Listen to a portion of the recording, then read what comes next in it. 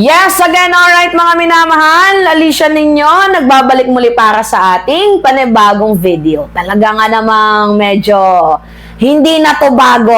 Oo, mga minamahal. Pakita ko sa inyo, survey pasak! Oo.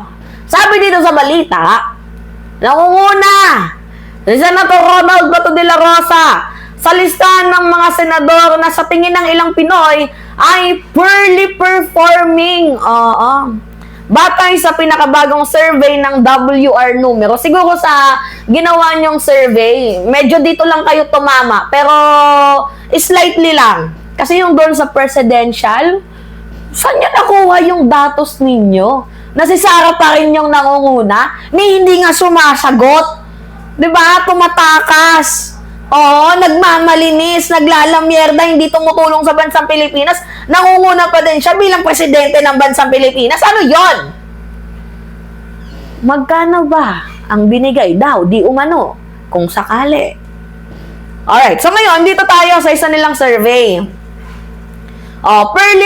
Poorly performing senador, nangunguna, si Bato de la Rosa. Well, kung sa bagay, alam nga naman sino yung dapat manguna dyan. Walang iba, kundi itong si Bato, given naman. Unang-una, hindi pumapasok. Diba? Pangalawa, nagtatago. Wala pa nga yung ICC warrant. Nagtatago na itong si Bato de la Rosa. Hoy, Bato, hindi ka pa wanted. Pero ikaw na mismo yung nagwa-wanted sa sarili mo. Oo, ang wanted si Atong Ang. Doon na nagtatago sa Vietnam. Hindi ka pa wanted, Bato. Magpakita ka muna, magtrabaho ka muna, hindot ka.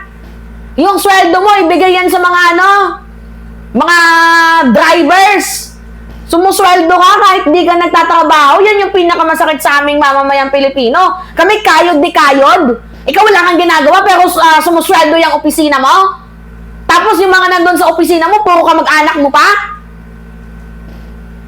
Pipikon ako sa'yo, nakakagalit. Totoo. Nakakainis. Kayo, isipin ninyo, pag di kayo pumasok, awol, tatanggalin sa trabaho, papagalitan.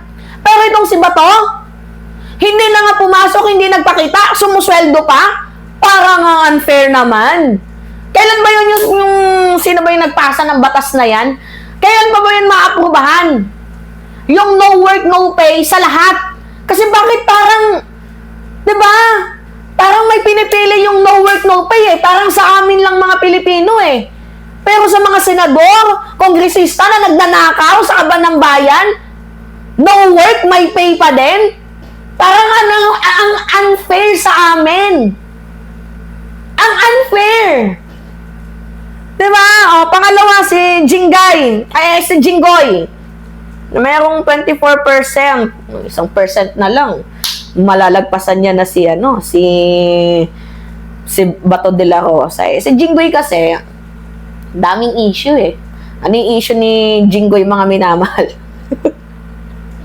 Diba? May nagsabing vlogger, bakla daw.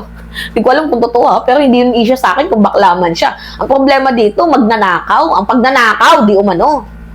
Plunder, malversation, tapos balak pang mag-travel. Yun talaga. Pero sa tingin ko, mga minamahal, kung meron mang number 2 dito, hindi na dapat bigyan ng talaan Dapat 2 or 3 yung number 2 dito. 'Di ba? Number 2 pero 3 sila. Sumunod si Padilla. Anong ginawa ni Padilla? Walang iba kundi magpakatuta, magpakagago, magpakahindot sa mga Duterte, pagtanggol si Digong. Anak ng... Tapos sinira pa ni Robin. Alam nyo, nakakatawa Senador ka ng bansang Pilipinas. Tapos, chairperson ka ng public media Eclavush. Oo. Public mass media. Tapos, nadali lang yung reputation mo nang dahil sa copy-paste chain message na yan. Copy-paste mo to. Hindi ko hinahayaan na ang aking mga post ay gagamitin lamang ng kung sino-sino. Copy-paste nyo to kasi si Facebook ay naglabas na ng talaan kay Neme Eclavush. Anak ng teteng, talaga lang, Robin, nadali ka pa ng fake news? Oh my goodness. Tapos public and mass media ka pa? Chairperson ka pa man din? Ikaw sana yung pumupuksa sa mga fake news, pero ikaw ang isa sa mga nagiging cause ng fake news.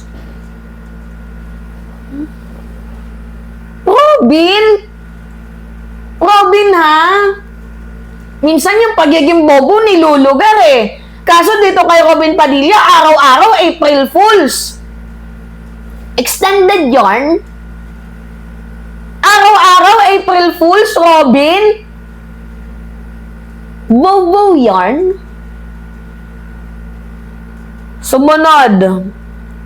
Si Risa Ontiveros, 15% daw. Pagtatrabaho sa Senator Risa, mas madami siyang bill na ginawa na siya mismo yung author. Itong si Robin Padilla, madaming namang siyang ginawang bill pero hindi galing sa kanya.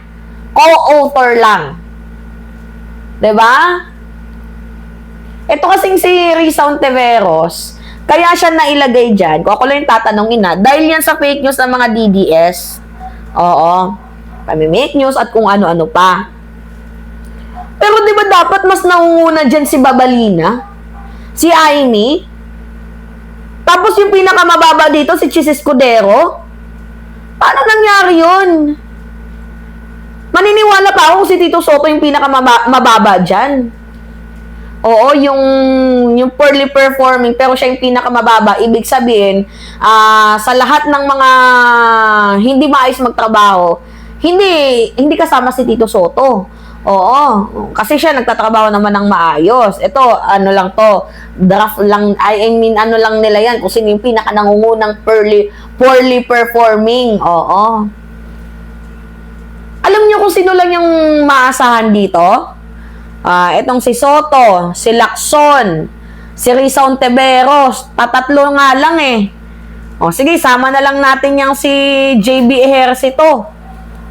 Pero yung si Chis yung pinakamababa, anak ng weteng na yan, kakasuhan na nga ng plunder eh. Magnanakaw eh. Hindi na nga ngayon nagsasalita at mahimik na si Lola ninyo eh. Bakit kaya? Ay! Quezzo! Mahimik ka na, Quezzo! Diba? Kaloka ka, Quezzo! Anak ng weteng. Diyos ko po! O, yan! Yan yung mga senador, mga minamahal na nangunguna. Tapos pangalawa si Estrada. Dapat si Padilla eh. Dapat dalawa silang pangalawa eh. Wala na talaga tayong aasahan. Kailan ko pa kaya masisilayan ang kagandahan at kung paano mahalin ang bansang Pilipinas kung yung mga senador natin ay hindi naman kamahal-mahal. Dahil sila yung mga kalait-lait, dahil mga dakilang kubal. Parang gusto kung tumatagos lang talaga tong kamao natin dyan sa screen, pwedeng pasuntok kay Bato. Bato! PA ka talaga! Mapakita ka na, Bato! Nasaan ka na, Bato? Ay, Diyos ko po. Alright, sige. Anyway, mga minamahal, yun po. Pahingi ako ng comments, likes, and share. And also, don't forget to click the subscribe, mga minamahalin. Always nyo pong i-hit ang notification bell para lagi kayong na-update sa mga video na ina-upload natin. Maraming salamat at ingat, mga kababayan!